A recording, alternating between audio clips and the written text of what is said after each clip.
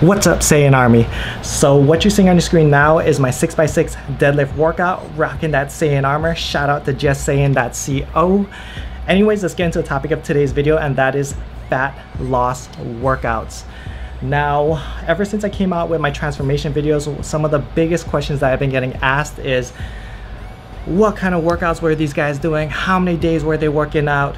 You know, how much calories were they expending? What was their split? And the reason why I didn't talk about it much is because your workout is of the least importance when it comes to a fat loss phase.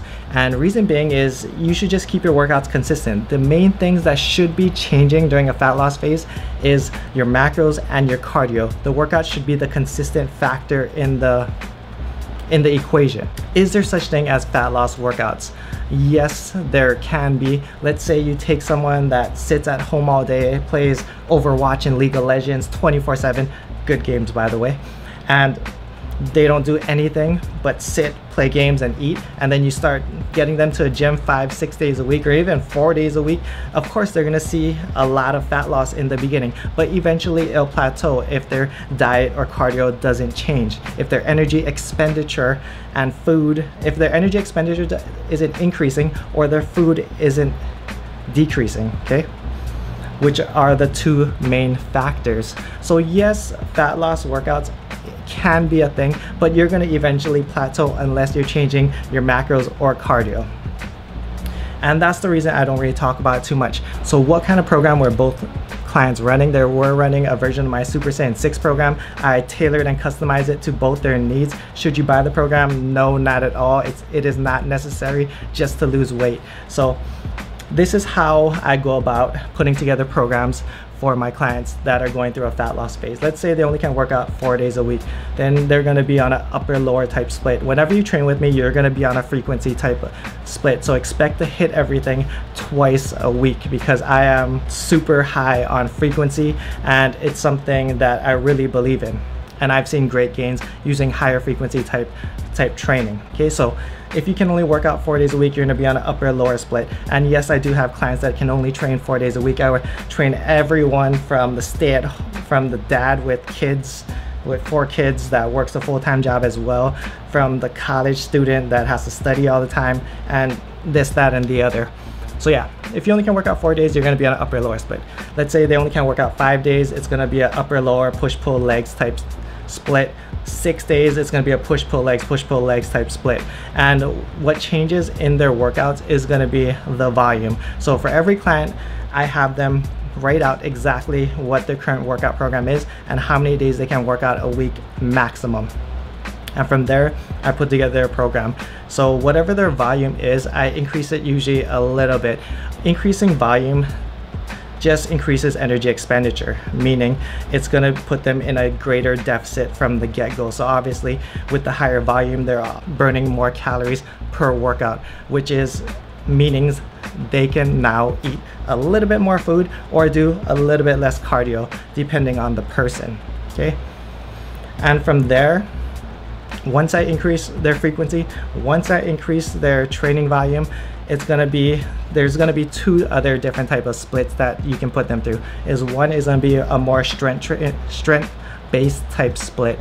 Now, the main clients I put through strength-based type splits are clients who aren't very strong to begin with. Those are the clients that usually can go through a fat loss phase and keep hitting PRs and slowly work their strength up because their strength isn't really adequate to what their weight is at.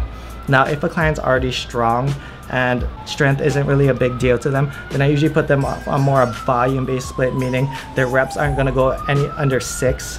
Every exercise is gonna be 6 to 8, 8 to 12, 12 to 15, sometimes even 20 rep sets, and it's gonna be all higher volume, high frequency. And once you stay consistent with your workout program, all you have to do is change the macros and cardio, and that is what will keep the deficit going and keep your fat loss going on consistently.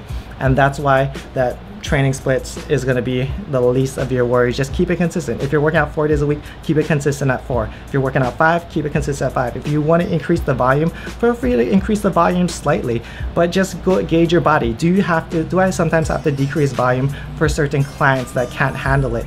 Yes, I do, but that's pretty rare. I'm pretty good at gauging my clients and what they can do. Or maybe they just push themselves and don't tell me about it. Either way, it works.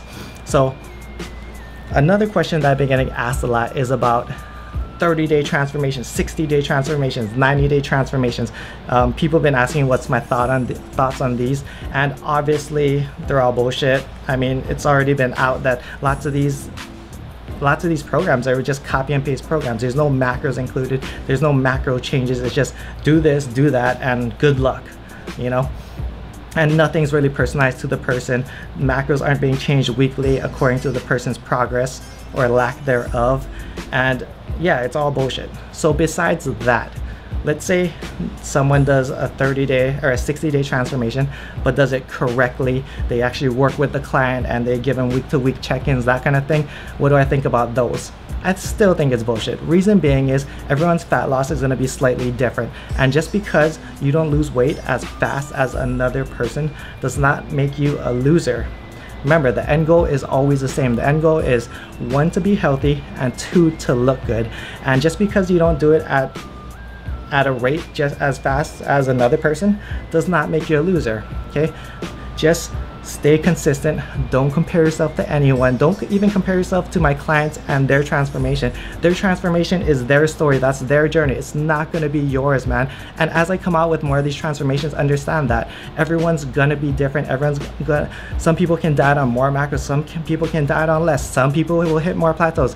Everyone's going to be slightly different. So don't take someone else's journey and compare it to your own, because it's going to be very different. Just stay consistent in what you're doing, and remember, progress is key. Look at me, 12 years of lifting, and this is where I've come. You know, just making slow progress. Remember, slow progress is better than no progress.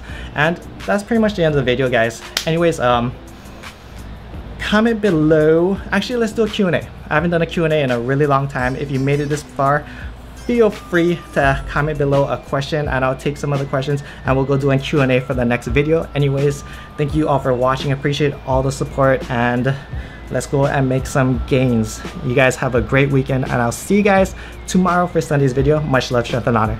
Aloha.